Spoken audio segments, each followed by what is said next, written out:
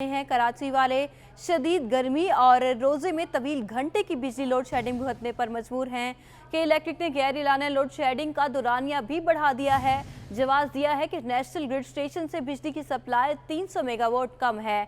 जराये का कहना है कि लियाकताबाद, कोरंगी, ख्वाजा अजमेर नगरी, नुसरत भुट्टो कॉलोनी, मलीर और अख्तर कॉलोनी में गैर एलानिया लोड शेडिंग शुरू कर दी गई है, जबकि कश्मीर कॉलोनी, न्यू कराची और सुजानी टाउन में भी रात के वक्त लोड शेडिंग जारी है। तर्जुमान के इलेक्ट्रिक का कहना है कि नेशनल ग्रिड से बिजली की फराहमी कम होने से लोड शेडिंग का दौरानिया बढ़ गया है। शहर में हाईलाज एरियाज में लोड शेडिंग का दौरानिया 9 घंटे से जायद कर दिया गया है, जबकि कम चोरी वाले इलाकों में भी लोड शेडिंग का दौरानिया 6 घंटे से जायद हो गया है। अब आपको बताएं, सख्त गर्मी और माह मुबारक में बिजली की तवील बंदिश से शहरी परेशान हैं। 6 घंटे लोड शेडिंग वाले इलाकों में दौरानिया 8 घंटे तक पहुंच गया। सहर इफ्तार में भी बिजली की आंख मिचौली का सिलसिला जारी है। इसी हवाले से मजीद तफसीलात जान लेते हैं हमारे नुमाइंदे हबीब खान से, जो इस वक्त अलायंस एरिया ग्रिड स्टेशन पर मौजूद हैं। जी हबीब, बताइएगा। बिल्कुल, देखिए शहर में एक बार फिर जो है वो लोड शेडिंग का जिन बेकाबू है। हमने गुज़िश्ता हफ्ते भी ये रिपोर्ट किया था कि शहर में मुख्तलिफ इलाकों में लोड शेडिंग जो है उसका सिलसिला शुरू कर दिया गया है। ऐसे इलाकों में भी जहाँ मुस्तस्ना करार दिए गए हैं। अब के इलेक्ट्रिक हुकाम की जानिब से भी इस बात की जो है वो तस्दीक कर दी गई है कि शहर में इस वक्त जो लोड शेडिंग का दौरानिया है उसमें इजाफा किया गया है। वो इलाके जो कि लोड शेडिंग से मुस्तस्ना थे, उन इलाकों में भी बंदिश का सिलसिला शुरू कर दिया गया है। जिन इलाकों में हाई लॉसेज हैं वहाँ पे अब दौरानिया 7.5 घंटे से बढ़ा के 9 से 10 घंटे तक जो है वो कर दिया गया है, जबकि जो कम लॉसेज वाले इलाके थे उन इलाकों में भी 6 घंटे की लोड शेडिंग जो है इस वक्त की जा रही है। इस वक्त जबकि इलेक्ट्रिक हुकाम ने भी तस्दीक कर दी है, तो मुख्तलिफ रिहायशी इलाकों से जो सार्फिन की शिकायत हैं वो अपनी जगह बरकरार हैं। सोशल मीडिया प्लेटफॉर्म से अगर बात करें तो सोशल मीडिया प्लेटफॉर्म से के इलेक्ट्रिक के जो सार्फिन हैं, जो शहरी हैं कराची के, उनकी जानिब से दर्जनों शिकायतों के अंबार दिखाई दे रहे हैं कि वो इलाके जहाँ के लोड शेडिंग फ्री जोन थे, पिछले 4 सालों से 5 सालों से उन इलाकों में लोड शेडिंग नहीं की जा रही थी, अब उन इलाकों में भी लोड शेडिंग का सिलसिला शुरू कर दिया गया है। और के इलेक्ट्रिक हुकाम की जानिब से जो वजह बताई गई है वो यही है कि इस वक्त NTDC से जो बिजली मिलने वाली बिजली है उसकी मिकदार में कमी हुई है। 1100 मेगावाट बिजली के इलेक्ट्रिक जो है वो NTDC से लेता था माहाना, उसमें अब 800 मेगावाट इस वक्त जो है वो के इलेक्ट्रिक को मौसूल हो रही है, जिसकी वजह से लोड शेडिंग का जो दौरानिया है उसको बढ़ाया गया है। और शहर के मुख्तलिफ रिहायशी इलाके हैं जिसमें लियाकताबाद, शाह फैसल, लियारी, लांडी, बल्दिया और इसके साथ साथ लाइन एरिया के मुख्तलिफ इलाके हैं जहाँ पर इस वक्त लोड शेडिंग का जो दौरानिया है उसको बढ़ा दिया गया है। बल्कि ना सिर्फ ऐसे इलाके जो लोड शेडिंग से मुस्तस्ना थे, उन इलाकों में भी लोड शेडिंग अभी हमें अपडेट कर रहे थे। शदीद गर्मी और माह सयाम में भी बिजली की लोड शेडिंग का जिन बोतल में बंद ना हो सका।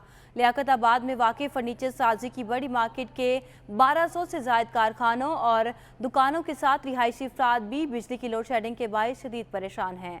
मज़ीद तफसीलात जानते हैं इस रिपोर्ट में। लोड शेडिंग का अजाब शहरियों की जिंदगी अजीरन, कारोबार भी मुतासर होने लगा। लियाकताबाद में 1970 से कायम इब्न सीना फर्नीचर मार्केट भी लोड शेडिंग से न बच सकी। दुकानदार कहते हैं कि एरियल बंडलिंग और 100% रिकवरी के बावजूद कारोबारी औकात कार में 1-1 घंटे की मजमूई तौर पर 4 घंटे के लोड शेडिंग की जा रही है, जिससे हर तबका हाय जिंदगी परेशान है। तो अल्लाह अल्लाह करके ये कोरोना ख़त्म हुआ, कारोबार चला थोड़ा बहुत, ठीक है। अब कारोबार जब चला तो अब ये बिजली हमें तंग करने लग गई, और इतनी तंग कर रही है कि हर घंटे के बाद 1 घंटे की लोड शेडिंग है यहाँ पर, ठीक है। इस वजह से काम जो करना होता है हमें वो कर ही नहीं पाते हम लोग, दूसरे दिन पे चला जाता है। बेडरूम सेट बनाता हूँ मैं, लोड शेडिंग बहुत ज़्यादा है यहाँ पर, तो इसकी वजह से हमें अगले दिन आके जल्दी काम करना पड़ता है। जो काम रह जाता है पता नहीं चलता है, लाइट कब चली जाती है, कब आ जाती है, इतनी परेशानी है। फर्नीचर के कारखानों में काम करने वाले कारपेंटर्स कहते हैं कि बिजली की बंदिश से दिहाड़ी पूरी करना मुश्किल हो गया है। लियाकताबाद की इब्न सीना फर्नीचर मार्केट की रिहायशी इमारतों में बड़ी तादाद में अवाम रिहाइश पजीर है, जो लोड शेडिंग से शदीद परेशान है। शहरियों का कहना है कि रमजानुल मुबारक और शदीद गर्मी में बिजली की बंदिश से इंतहाई मुश्किलात का सामना करना है। कैमरामैन आगा रफीक के हमरा रिजवान अहमद, सिटी 21। और अब आपको बताएं, सियासी गैर यकीनी सूरत हाल खत्म हो गई, मगर डॉलर की ऊंची उड़ान ना थम सकी। इंटरबैंक में 4 रोज में डॉलर 5 रुपये 70 पैसे महंगा हो गया। आज कारोबार के दौरान रुपया मजीद महंगा हो गया। रुपया 1 रुपये 33 पैसे सस्ता हो गया। डॉलर 187 रुपये 25 पैसे पर ट्रेड होने लगा। आपको बता रहे हैं डॉलर की ऊंची उड़ान और सियासी गैर इस्तेहकाम सूरत हाल खत्म हो गई, मगर डॉलर की ऊंची उड़ान ना थम सकी। इंटरबैंक में 4 रोज में डॉलर 5 रुपये 70 पैसे महंगा हो गया। आज कारोबार के दौरान रुपया मजीद 1 रुपये 33 पैसे सस्ता हो गया। डॉलर 187 रुपये 25 पैसे पर ट्रेड होने लगा। इसी हवाले से तफसीलात जान लेते हैं हमारे नुमाइंदे अशरफ खान से। अशरफ, बताइएगा क्या वजह है रुपये की कदर तेजी से बेकदरी की जानिब जा रही है? सबसे बड़ी वजह यह है कि पाकिस्तान का दरामदी बिल 9 माह में 60 अरब डॉलर के करीब पहुंच गया। उसकी वजह से कंसर्न देखा जा रहा है। साथ ही बैरूनी कर्जों की मुसलसल अदायगी हो रही है, उससे ज़खायर में कमी हो रही है और रुपया शदीद दबाव का शिकार है। और देखा जाए मुसलसल चौथे रोज इंटरबैंक में डॉलर जो है तगड़ा हो गया। इंटरबैंक में आज एक दिन में 1 रुपये 35 पैसे महंगा हुआ है और 186 रुपये के बाद 187 रुपये की सताबी अबूर कर गए। इस वक्त इंटरबैंक में डॉलर 187 और 25 पैसे पर ट्रेड कर रहा है। और 4 रोज में बात की जाए तो इंटरबैंक में डॉलर 5 रुपये 70 पैसे महंगा हो चुका है। और यहाँ पे सबसे इम्पोर्टेंट बात है चीन की जानिब से जो 2.5 अरब डॉलर की जो कर्ज का रोल ओवर होना था उसकी रकम अभी तक वापस नहीं आई है, जिसकी वजह से शदीद दबाव देखा जा रहा है। जी अशरफ खान हमारे साथ मौजूद रहिएगा। अब बात कर लेते हैं बाजार हिस्स में उतार चढ़ाव के रुझान के बारे में। कारोबार के आगाज पर तेजी के बाद 100 इंडेक्स 212 पॉइंट्स तक गिरकर 45,735 की सतह पर आ गया है। अशरफ खान, इस हवाले से क्या तफसीलात हैं, अपडेट कीजिए। जी देखा जाए इस वक्त जो मुख्तलिफ खबरें आ रही हैं उससे सरमायाकार जो है मोहताज हुए हैं और जो तेजी के बाद अगर देखा जाए आज मंदी का रुझान शुरू हो गया है और तकरीबन 100 इंडेक्स में अब 230 पॉइंट की कमी हो गई और 100 इंडेक्स 45,712 की सतह पर फेल किया है। आज मजमूई तौर पर देखा जाए जो ट्रेडिंग की एक्टिविटी है उसमें अब तक जो है तकरीबन 300 कंपनियों के शेयर्स में कारोबार हुआ है, जिसमें 84 कंपनियों के शेयर्स में इजाफा है और 191 कंपनी के शेयर्स में कमी है। और अब तक जो है 3 अरब 12 करोड़ रुपए मालियत के तकरीबन जो है 9 करोड़ 61 लाख शेयर का कारोबार हो चुका है। जी बहुत शुक्रिया अशरफ खान, हमें अपडेट कर रहे थे। रमज़ान का दूसरा अशरा खत्म होने को है, मगर फलों की कीमतों को कंट्रोल ना किया जा सका। मुनाफाखोरों ने फलों की कीमतों को आसमान पर पहुंचा दिया। मार्केट में सेब 300 रुपये तक पहुंच गया। फलों की कीमतों से मुतालिक तफसीरात जान लेते हैं हमारे नुमाइंदे वसीम इफ्तिखार से। जी वसीम, आगाह कीजिएगा इस मुतालिक। जी गुज़श्ता रोज़ हमने सब्ज़ी मंडी में जो फलों के रेट है उससे आपको आगाह किया था। आज अगर हम इलाकाई बाज़ारों पे जो फ्रूट के रेट्स हैं उससे अगर मुआवजा करें सब्ज़ी मंडी में जो फलों के रेट्स हैं उससे तो कई गुना जो है वो इजाफे से जो है वो ये फ्रूट फ़रोख्त किए जा रहे हैं। गुज़श्ता रोज़ जो हमने बताया था कि सेब का जो रेट था सब्ज़ी मंडी में वो तकरीबन 116 रुपये से लेकर 120 रुपये फ़ी किलो तक था, लेकिन यहाँ पर बताया जा रहा है कि 200 रुपये। और इसी तरीके से इस वाले सेब की बात करें तो ये वाला सेब भी मंडी में तकरीबन 150 रुपये था, यहाँ पर 300 रुपये फ़ी किलो तक फ़रोख्त हो रहा है। इसी तरीके से बात करें चेरी का डब्बा जो है मंडी में 250 रुपये से लेके तकरीबन 280 रुपये का था, यहाँ पे जो है वो 300 रुपये तक का है। और इसी तरीके से बात करें हम चीकू की तो चीकू यहाँ पे बताया जा रहा है कि बड़ा वाला चीकू जो है वो 150 रुपये और छोटा वाला चीकू जो है वो 100 रुपये फ़ी किलो तक फ़रोख्त किया जा रहा है। केले की बात करें तो केला मंडी में दर्जा अव्वल 80 रुपये से लेके 100 रुपये फ़ी दर्जन जो दर्जा अव्वल केला है वो दस्तियाब था, लेकिन शहर के मुख्तलिफ इलाकों में केला जो है वो तकरीबन 200 रुपये 180 रुपये से लेकर 200 रुपये फ़ी दर्जन तक फ़रोख्त किया जा रहा है। यानी कि काफ़ी फ़र्क है। जो फल फरोश हैं वो ये कहते हैं कि सब्ज़ी मंडी से उनको फल महंगा मिलता है, लेकिन कल जब हमने सब्ज़ी मंडी पे जो फलों के रेट्स का जायज़ा लिया तो इंतहाई सस्ते जो है वो उनके रेट्स थे। और अब जब इलाकाई बाज़ारों में जब हमने इनकी कीमतें जो है वो सुनी हैं तो उनके जो आधे आध का फ़र्क जो है वो हम देख रहे हैं कि काफ़ी फ़र्क है। तकरीबन 100 रुपये 80 रुपये तक का फ़र्क देखने में आ रहा है। और इसके साथ साथ अगर हम ज़िले इंतज़ामी के हवाले से बात करें सरकारी कीमतों पर अमल दरामद कराने के हवाले से तो ज़िले इंतज़ामी की जानब से कमिश्नर कराची की जानब से दावे किए जाते हैं कि वो सरकारी कीमतों पर अमल दरामद कराने के लिए उनकी टीमें मुतहरिक हैं, जुर्माने भी किए जाते हैं और इसके साथ साथ कार्रवाइयाँ भी की जाती हैं मुनाफाखोरों के खिलाफ। लेकिन ताहाल हम देख रहे हैं कि होशरुबा कीमतें हैं फलों की, जिसकी वजह से शहरी जो है वो महंगे दामों पर मजबूर है। जी अब आपको बताएं सब्जी मंडी और इलाकाई बाजारों में सब्जी की कीमतों में वाज़ेह तफरीक देखी जा रही है। सब्जी मंडी फरोख्त होने वाली सस्ती सब्जी शहर आते आते कई गुना महंगी हो जाती है। मज़ीद तफसीलात देखते हैं इस रिपोर्ट में।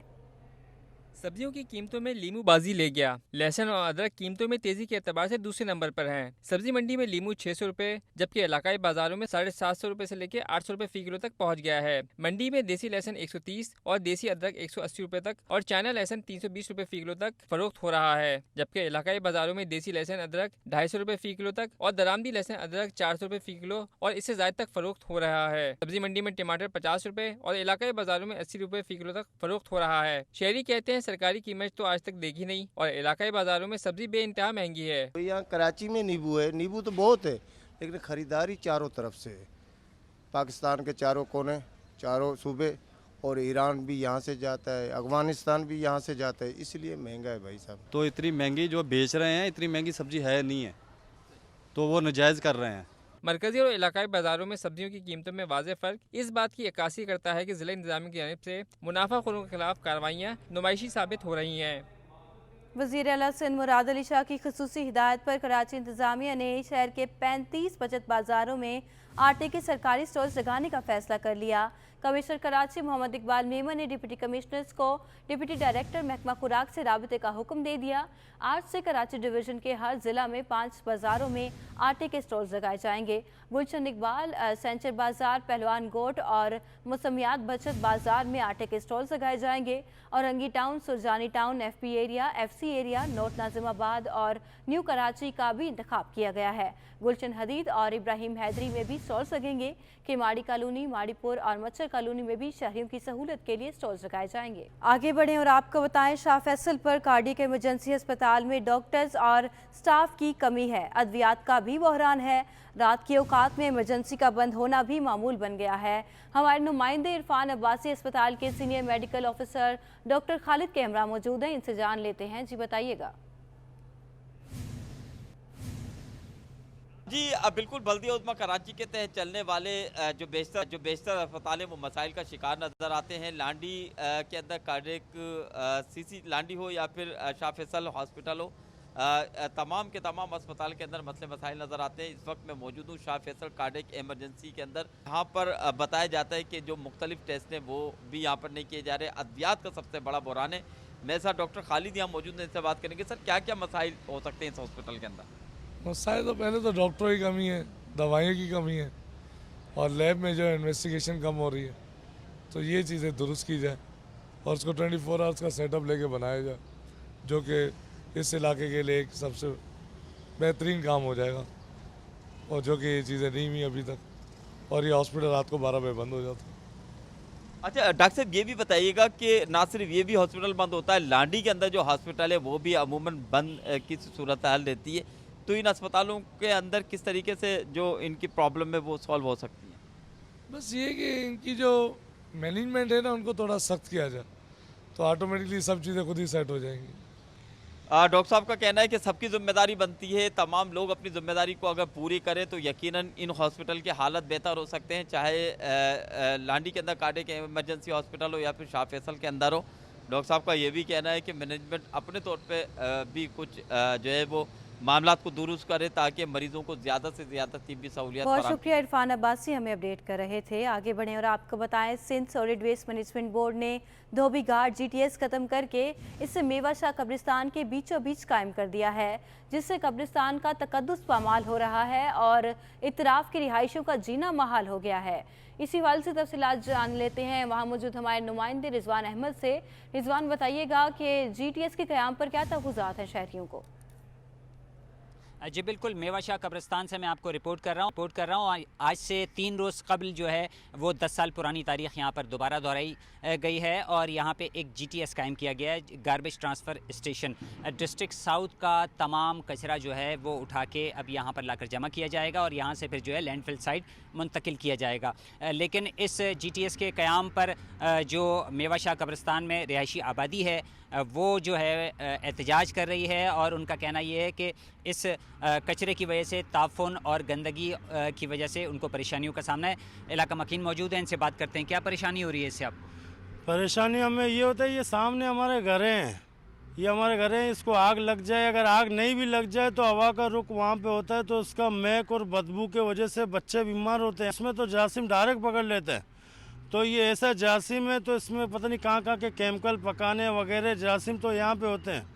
अभी इसको, ये कब्रिस्तान भी हमारे करीब है और बड़े लोग आते हैं कब्रिस्तान में दुआ पातिये के लिए, गाड़ियाँ वहाँ से गुजर जाते हैं तो उसके कचरा और गप निकल जाते हैं रास्ते में, अभी भी गिरे पड़े हुए हैं। अच्छा, ये मुझे बताइएगा, आप के यहाँ पे जो इससे पहले भी कायम करने की कोशिश की गई थी GTS, तो इलाका मकीनों ने एहतजाज किया था, अब दोबारा आप एहतजाज कर रहे हैं, तो क्या किसी आला हुकाम की जानिब से कोई रब्ता हुआ आपसे? नहीं, कोई आला हुकाम की तरफ से हमें रब्ता नहीं हुआ है। हम जो है ना अपने मदद आप सारा इलाका वाला, क्योंकि ये तकलीफ़ है, ये हर एक का तकलीफ़ है, हर घर का तकलीफ़ है। ये हमारे मुस्तकबिल को जो है ना तबाह किया जा रहा है। ये ऐसा जो है ना मर्ज़ है, जो है ना इसको जो है ना हम सह नहीं सकते।